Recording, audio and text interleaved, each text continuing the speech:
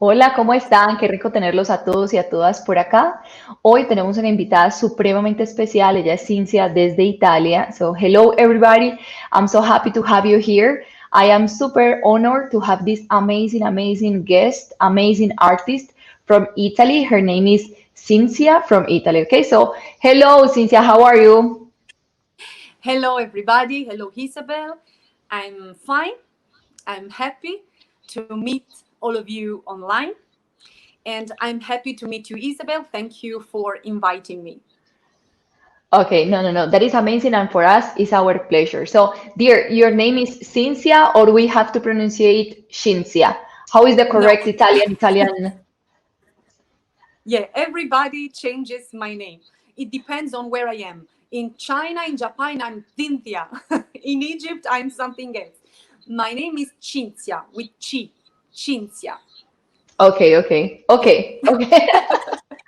Okay, so dear, tell us a little bit about you. Where are you from? How did you fell in love with Oriental dance? A little bit about your dance career. Tell us everything. Okay. So, as you all know, I'm from Italy. Italy, I have always lived here. This is my country, my energy, my passion, my joy. In a certain way, as I always say, the southern part of Italy, Naples, especially Naples, shares a lot with Egypt. If you come to Naples, you can hear people screaming, women chatting, quarreling, and really you get the idea of being in Egypt. It's exactly like being in Egypt. That's why maybe this has helped me in my personality, in my mood on the stage, has helped me like a choreographer and as a dancer. I started learning belly dance when I was young. I was 18 years old. It was my first trip abroad with my ex-boyfriend.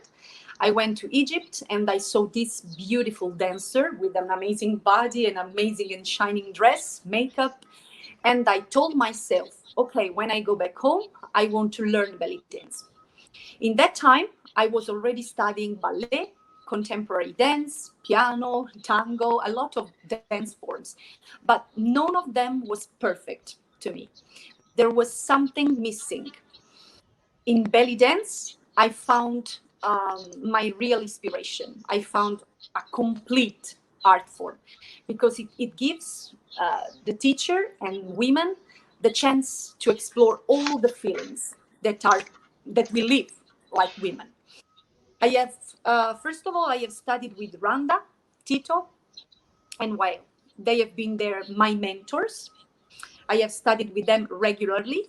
And since maybe when I was 24 years old, I started traveling. I started traveling to study and to improve my dance. So, my dear, let's continue. So, please tell us a little bit about those moments that you cannot forget about the dance, those spectacular moments that are living with you and that are like a treasure for you, the special moments that you have lived with the dance. Yeah. I look at you and I can see that you too have many memorable moments. Yes. Yeah. Every dancer, every belly dancer has these moments. Yes, actually, there are many of them. Um, Generally, I can say that the most memorable moments are the moments in which you create the best choreography. You go to the best festival. You meet the best students and the best organizer. Really, a dancer feels extremely rewarded and satisfied and there where when all these things happen. For example, I remember when I went to Miami and to Chicago. These maybe are in my heart. Many others, but these moments in particular, because when you go to a festival, you are on the plane and you are a little bit excited, yes, excited, but also anxious because you think, oh my God, I hope that my choreography will be perfect. I hope that students will like it. I hope that the organizer will be happy. When you go back home after the festival, you feel extremely proud of yourself. You feel happy, you feel rewarded, satisfied. And these are memorable moments. The memories of the hugs, of the kisses of the students, of the moment in which you are on the stage and you can see that all the dancers are looking at you and are happy with what they learned. These are memorable moments. And maybe one more memorable moment will be when Randa asked me to teach for the rocks, of course. I will never forget that moment because it was totally unexpected. So yes, just some examples of what are my memorable moments. Yeah. That is amazing. And also what you say, traveling, finding people that really, really love and that are big fans of your work, of your dance, and how you touch their hearts and their souls through your movement, through your teaching. So that is something that is priceless, huh? Yes, right. It's true. It's true. Okay, so let's continue. Let's talk a little bit about the students and how do you teach, because you have amazing, amazing students and your workshops are always full of content, challenging. So for example, at your school, how do you, how can I say, how do you structure the program? What do you think is basic? What do you think is intermediate? What do you think is advanced? What do you think a student should know from the beginning? Should they know about rhythms, about folk dances? So, what will you recommend us for us as teachers, to follow to have the best students with the best content that they are not just dancing, but they have information here also. So, how do you structure your classes, your program at your school? Okay.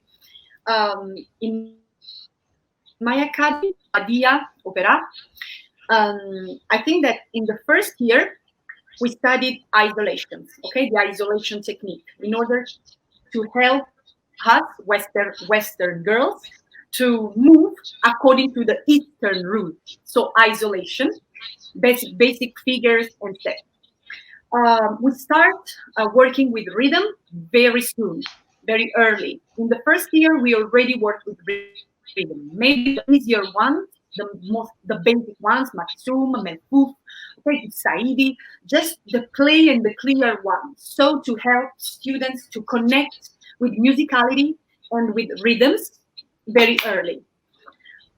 We start introducing the concept of improvisation only from the third year, and the concept of tarab between the third and the fourth.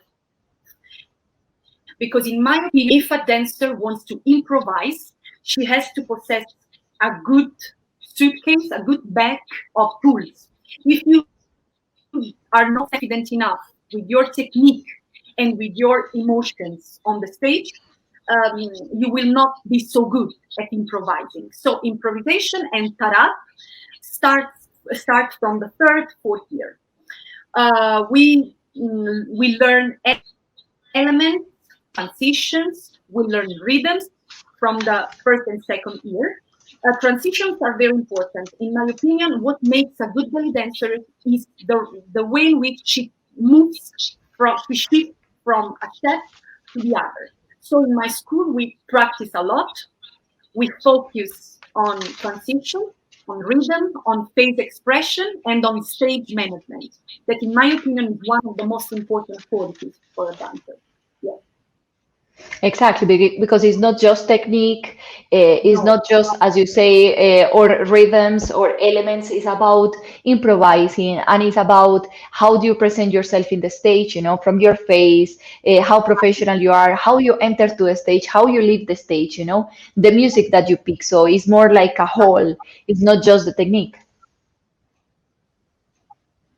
There is a funny thing that I want to share with you. In my academy, especially with the little girls, we love turning off the light and turning on the lights when we have to prepare to do rehearsal for a show. I tell the students, okay, everybody stop, everybody in position, lights down, and I turn off the lights of my academy, and then music, and then lights on. And the same at the end of the music, in order to give them the perception of what happens on the stage. Lights off, everybody stop on stage, in position, waiting for the music. And then at the end, my girls, my little girls, also the children love this moment. Turn off the light, turn off the light, ask to me as a teacher. So yes, this is important. Stage management and stage presence is important. Yeah, absolutely. Exactly. So, Cinzia, for example, how do you push a student to be better? How do you take one student, or what do you recommend? Take a student that is basic and push it to be a professional. How do you extract the best? How do you really, or for example, with when a student is just preparing a choreography and for a competition or whatever, how do you extract the best? How do you make her the best at what she does? Okay. First of all, I always help the girl, of course, to work on her qualities and to find out her flaws, because everybody has some flaws and some very good points.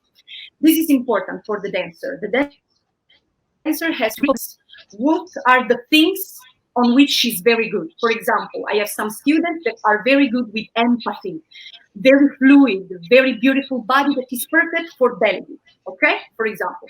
But there are some girls in which, of course, there is not great fluidity and great empathy, but on the other side, they have great energy. So, for example, they are perfect on tabla. This kind of discourse is very important for a dancer, so that she can be guided on the choices that she has to make. Okay, I'm very good and empathic. Maybe tarab and ballet is very good for me. On the other side, I'm very elegant. I have studied ballet, so maybe méjancé is the right choice. All these kind of things, I think, that are a good guide. The teacher has to do so. The teacher has to say, to tell her students things like this. And then, even if I consider myself very kind as a teacher, at the same time, I am very demanding. So I want my student to practice, because my students sometimes are lazy. And so I think that practice is what makes a dancer perfect. Sometimes they say that I am too anxious, but it's not a question of being anxious. It's a question of searching for perfection, for the perfection for that student. I know that this can be done only through practice, a lot of practice and training. Yeah. Exactly. Okay, so talking about training, we are going to have an amazing baladi technique with you. So perhaps if you can tell the girls what are they going to learn for you, what is a taksim baladi? How do you like to perform it or to teach it, you know? So tell us a little bit about this taksim baladi or this baladi technique class that you are going to give in the MENAHT festival. Okay. Ballet is a lovely style. Maybe not one of my favorite, but absolutely one of the most interesting for me to teach. I think that in my class, I have already thought a little bit about the structure. We will study a long combo on rhythm, but also a real section of a real ballet. Okay. In the first part, we will analyze more or less most important figures, steps, and approach to ballet. How a dancer should dance on ballet. Through, of course, a real combo in order to have fun.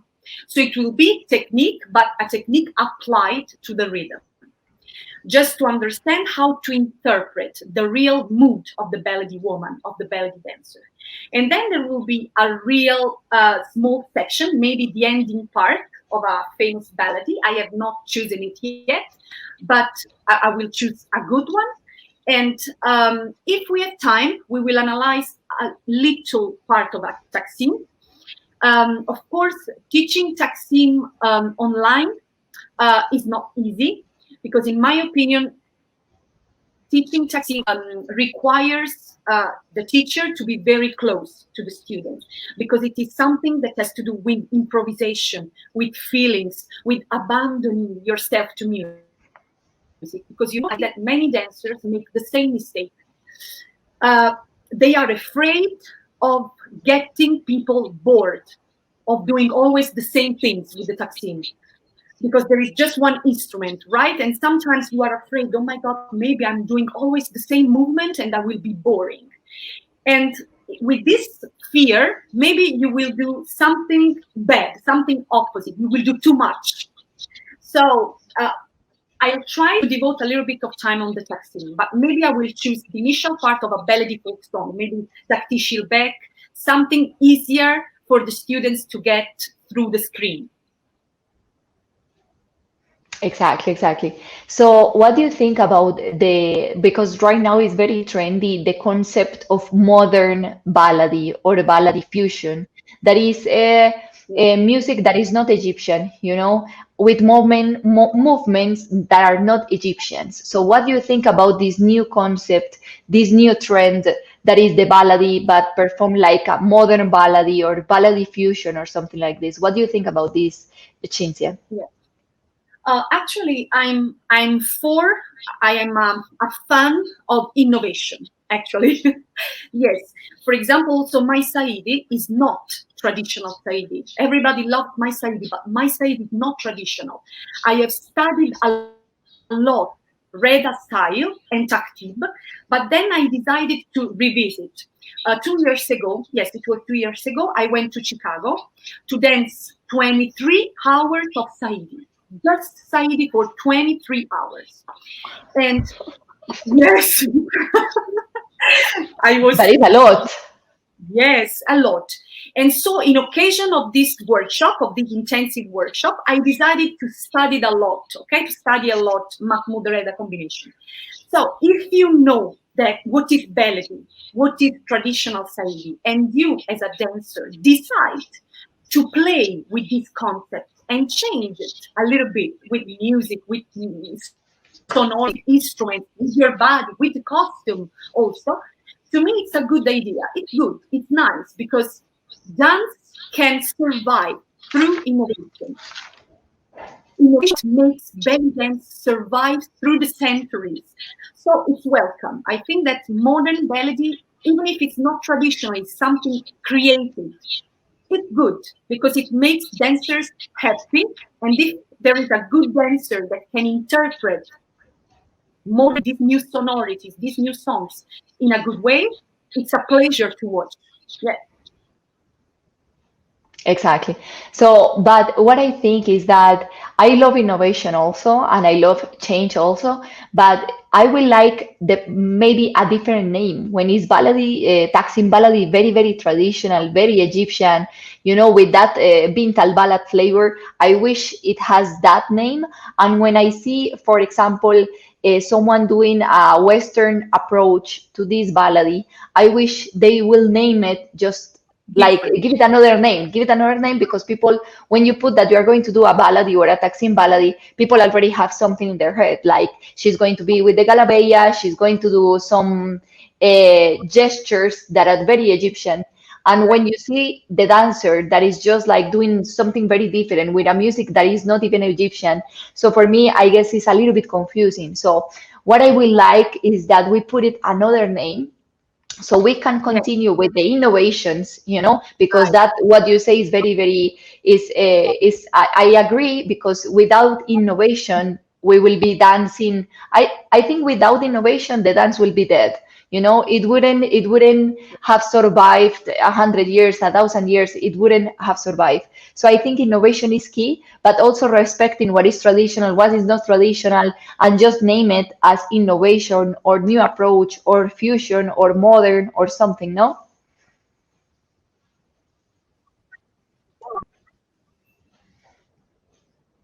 Yeah, you are right. I agree with you. And I can also see that in some competitions, for example, they mix traditional ballet. Then after her, there is a girl that dances, for example, modern ballet in a folklore category, for example. So it's very important to make this distinction. And also that who dances ballet, not traditional, modern ballet, knows exactly what she's doing. She has not to improvise. She has to be aware that she's doing something different from the tradition, from reality, from what was real. This is important, that the dancer is conscious and that the organizers also do a good distinction in the competitions. This is important. Exactly, exactly. So talking about these styles and these approaches to dance, what do you think about the styles per se in Oriental dance? That some people say we have a Lebanese style, we have an Egyptian style, we have an Argentinian style or Russian style. What do you think about the different styles? Okay, let's start saying that Egyptian style is my favorite one. I mean, it's the one because of which I fell in love with Oriental dance. I love its hip work. I love the personality on the stage of the Egyptian dancer. I love her genuinity, her authenticity, and I also love the fact that this style seems the easiest because it's very natural, but actually it is not. So that I want to clarify this. But in my opinion, maybe the perfection would be the mixture of these three styles. What I want to say is the hip work and the personality of the Egyptian style, 60% of the dancer. Then I think the lines, the beautiful lines of the Russian style too. And the way in which the Argentinian dancers explore the stage, because Argentinian style explores the stage with great authority. I like the authority in which the Argentinian dancers dances on the stage. So in my opinion, a dancer like this in different percentage, 60% Egyptian and then 20% Argentinian, 30% Russian would be perfection. So I love them all. I love every style. Just that my personal style is closest to the Egyptian one for the mood, for the massive hip work is the style with which I am grown. I am grown as a dancer. So, but I love them all. I remember that when I was younger, I always watched Saida's videos. So I really love belly dance in general. Just Egyptian one is in my heart. Yeah, Egyptian style is in my heart. Exactly, exactly. And other stuff is that some teachers they say that it's very difficult and yes, challenging talking about the styles because, for example, in Egypt, you talk about and we always say about the Egyptian style, but between Egypt, inside Egypt, we have so many different styles, one per dancer because Dina dances so different to Randa or to Soraya or to well, I mean, whatever, whichever dancer. So it's a little bit difficult also to talk about these styles. Right. It's true. I think that when you see all these styles, much depends also on the personality of the dancer. For example, I know Randa very well. And Randa as a woman is strong, is incredibly strong and self-confident. And but sometimes, she has a little bit of insecurity that makes her human and even more lovable. And in everything, you can see her personality. You can see that she's strong. You can see that she's authoritative as a woman. What she says is what she says. But you also perceive sometimes her weakness. And it's her weakness that makes her so beautiful on the stage. This mixture of her strength and they're a little bit part of weakness. So I think that all these styles also are mixed up with the personality of each of us. That's why I love belly dance so much, because belly dance is an art through which women can't lie. On the stage, you can't lie. You must be yourself, someone. If you want to become famous, if you want to be loved, you have to be yourself. The audience immediately spots with a fakeness. It's fake dancers, fake feelings. That's why I love belly dance so much, more than ballet or any other dance that I have always studied. That is true. That is true. Being honest, being yourself. Yeah, because sometimes nowadays we see a lot of people that are just interested in how they look, how beautiful they look, or the costume that they have, or and you don't see the real soul, the real feelings, So it's very nice that you say that I think one of the most important things that you have to be in the stage is honest, transparent, and let your soul be free, all your emotions be free, even if it is your weak points or your strong points, just let them flow. Yeah, right. It's true. Or also, when you become I think that, of course, you have to possess technique, but really, you become a professional belly dancer, and I think a good professional belly dancer, when you understand how to use your weaknesses and your good points, your powerful points, on the stage. For example, I have many weak points, okay? I am a little bit shy. I have always struggled to be sensual, because sensuality has never been one of my qualities. Maybe I'm more playful, joyful, but not so much sensual. But little by little, I have learned how to use my anxiety on the stage and transform it in energy. How to use the fact that I am shy on the stage and use it for baladi.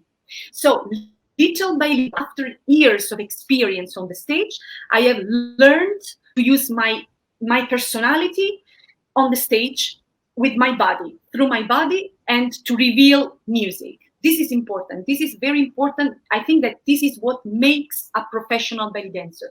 When a belly dancer manages to link technique, music, and personality all in one. Yeah. This is what Exactly. makes between artist and dancer. You do that jump. You are going to art if you do so. And this Exactly. is not easy. We have always to work on it. Yeah. Exactly. And just let yourself flow, because Yeah. sometimes you focus yourself so much in the technique, or Right. perhaps, okay, the interpretation of the music has to be perfect, but you don't let yourself flow and enjoy and blend these three aspects that you say that are very important, technique and music and just feeling and expression and respect for the art form. So yeah, that is an amazing advice. So talking a little bit about this personal style also, what do you say to your students, or how do you train your students to have or for having a unique style, a personal style? How do you train this? How can you get this from the students, and how did you got it to yourself, for yourself also, a personal style? Okay. For my students, I say that you can't have your personal style before at least 40 years, at least. Okay. What I mean is that something original can't how to say can't grow on nothing. There must be something that you change, you work on it, you change, you mix, and then you grow, you blow like a flower. Okay, so the first advice is to study with a lot of teachers, to study a lot and with a lot of teachers, listening to a lot of music, because you will mix all these details, all the details that you have met during your career, your student career. And then when you will be ready, when you are ready enough, when you are self-confident enough, you will try naturally, I think naturally, to select, okay, this is part of me, this is not part of me. And little by little, you will create your own style. So the advice that I can give is patience, be patient, because you can't have your own style after 1 year or 2 years. Study a lot. Don't be jealous of study because you consider that teacher too good for you. No. Study, don't be jealous. Study from your friends, from the other students, from the other teachers. Get a lot, get, because you will become better and better. And one day, I don't know why, but you will wake up, and little by little, you will see yourself changing. You will see yourself like a new dancer. Okay, so this is my advice. Studying a lot with different teachers in order to create your bag of suitcases, and then create you yourself. To me, it was a little bit different. I have not been so lucky with the first teachers. since, of course, I met then Wael, Randa, and I started studying really real belly dance. At the beginning, I was not so lucky. So there was not a teacher that could guide me. So I did all of myself, all by myself. I studied a lot through videos.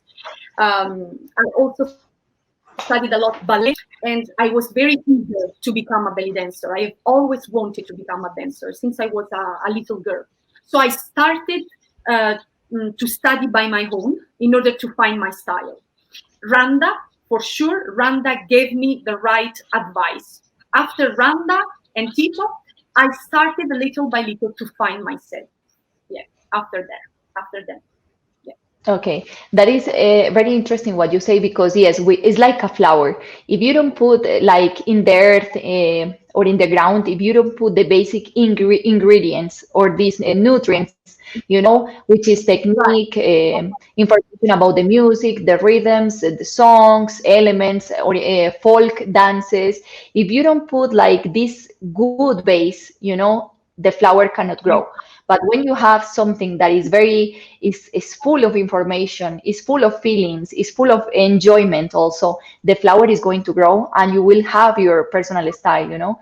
But yes, you have to put a lot at the beginning, because as you say, it cannot be just in the first year. You have to work on your base a little bit so this beautiful flower can grow. Yeah, and you also have to be self-confident enough to say, okay, I'm ready to shine like Cinzia, like Maria Isabel, like Maria, like Francesca. So you have to be self-confident. You have to really say, okay, I am good enough as a belly dancer. I have studied a lot. I know what I am and what I can do. I can abandon myself to what I feel and to what I want when creating a choreography. I'm ready. And to say I'm ready, you need time. Yeah. Exactly. So that advice I think is super important, not to just for the students, but also to everybody. For teachers, for performers also that are just in that stage of their how can I say, the training, that they didn't figure out yet their style. So I think it's very valuable, the tip and the advice that you give us. So let's talk a little bit about which advice can you give the teachers. How to be a better teacher, a good teacher, how to get the best of your students, how to give them a lot of information, what do you think about being a good teacher is? I love teaching. Maybe I love more teaching than dancing. Really, I love teaching. I think that the first quality is that the teacher has to be humble.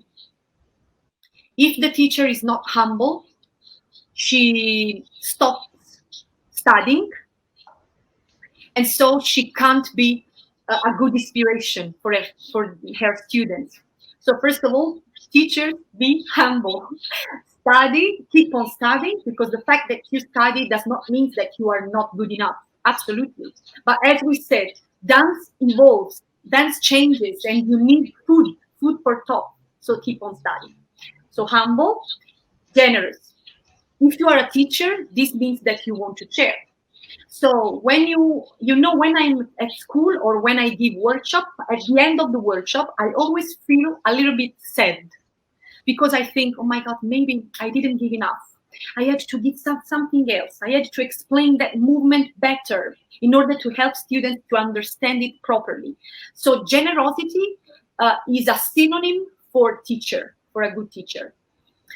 And then don't maybe try to put yourself on the student. The student is separate. The student is another person, a different person from you. You have to catch the best from the student, not from you. Okay? So you have to help the student to find his or her own way in belly dance. You have to give us the tools, but you don't have to substitute. Like a mother with the daughter. Sometimes we put on them all our dreams. It's not right. Maybe a student doesn't want to become famous like us. She just wants to be happy when dancing. So we have to be psychologists. Teachers are psychologists. We have to understand our students and help them in their career, whatever their career is. Exactly, exactly. Okay, so dear, we wish, and I wish to be talking to you for many, many hours because it's just a pleasure to hear you. But I know that you're a busy woman, so let's do the last question that some girls they have. So, for example, what is the dance or the style that you enjoy the most? What do you love about the Oriental dance more than everything else? Okay. I have to say three. Maybe first place, Tarab. Tarab is for my personality, Tarab. Saidi, for its joyfulness. And Méjancé, because it reminds me of my ballet roots. So yes, Tarab, Saidi, and Méjancé. I really love your Saidi. It's full of energy, it's innovation, it's like very creative, but it's very Egyptian also. It's like you can see that it's not fusion, you know, it's innovation, but it's still in the context of the Egyptian dances. So I really, really, really, really, really love your Saidi. Thank you. Okay, so tell us a little bit about the next projects that you're having in your life. We know that you have a school in Italy, so tell us about these upcoming projects that you have. Yeah, just simply in the next year. First of all, there will be a new application that will be launched very soon. I am part of the team. There will be many videos, many tips. I will be one of the teachers. So I hope that all the students that generally follow me will follow one more time. And then I would like teaching again all around the world because it's what I have always done, and it's my life. It's what I love doing. And maybe I have two dreams to fulfill, but generally my dreams, I always work to fulfill them. So they are my projects. I want to say projects, not dreams. Dance in a duo with a man. Really, I would love to dance Saidi. I don't know why I have this dream to dance Saidi with a quick. And then dancing my choreography with some students. For example, I go to a festival and I give a workshop on the Friday, and then we will dance together on the Sunday on the gala show. I have never done this, maybe in Chicago, but it was a little section of music, so it was not enough. So these are my projects. Keep on dancing, keep on teaching, launching this application, and fulfill these two dreams. That is super, super. Nearest. Yeah. No, the girls are very excited with your workshop, and for me and for us, having you in this MENAHT festival is just like an honor because we have been fans of your career. And how does it feel, Cinzia, to know that you have fans here in Colombia, in a small, very small city that is called Medellín? How do you feel about having fans all around the world? Yeah, it's beautiful. Actually, at the beginning was you don't even realize, because I'm a very simple person. Actually, sometimes I don't even understand what happens around me. My husband sometimes says, Cinzia, do you think that you have people that follows you from all over the world now that you are doing workshops online? There are people from really all over the world. Is it true? Is it true? So I really sometimes forget my position in Bellydance. But when I think of it, I feel happy. I feel happy because dance really makes me happy. It's something I could not live without dance. I would be sad. It's really the treasure of my life. I'm happy I found Bellydance in my heart, in my life. Mm-hmm. So and you know what? Yeah. And for me, you know, what I admire about your work is that you keep innovating, but you follow the tradition. You don't disconnect your dance from the roots, you know, and you do it with respect. And your performance is always professional, clean, with respect, you know. It's not just like we're watching a beautiful dancer in the stage and that's it. No, we know the content, the information, the years of training. And the respect and the love that you have for this dance. Thank you so much. Yeah, it's extremely true. It's me. Everything I do, I always try not to offend anybody and not to offend the heart that I love. I respect Rwanda, I respect my teachers, I respect Oriental dance, a country that I love. And so maybe in everything I do, I'm like this. Everything I do, I try to be, to go slow and to do things, but to do things respecting the tradition. Yes, the door, the bell of my door. Okay, Cinzia, so the last words for the girls, what do you want to say just as goodbye? Okay, so girls, thank you so much for following this interview. Thank you so much for being with me. And thank you, Isabel, for inviting me one more time. I hope I see you many at the MENAHT Festival. I will do my best to make you happy. And see you soon. Okay. So thank you everybody that joined and that watched this interview. So thank you very much for your love and your questions. Everybody that was writing the question for this interview. Thank you, dear Cinzia, for this amazing time. It's always a pleasure to hear you. So thank you very much. So I'm going to just say goodbye to everybody in Spanish. Muchísimas gracias a todas las personas que nos acompañaron hoy en esta entrevista. Gracias a esta maravillosa docente y artista que tenemos acá con nosotros. Este festival MENAHT está lleno de sorpresas y de buenos momentos. Así que muchas gracias. Thank you very much. So we will see you in another occasion, okay? In another opportunity. Cinzia, big hug, big kisses for you and to everybody. Okay, bye-bye. Yes.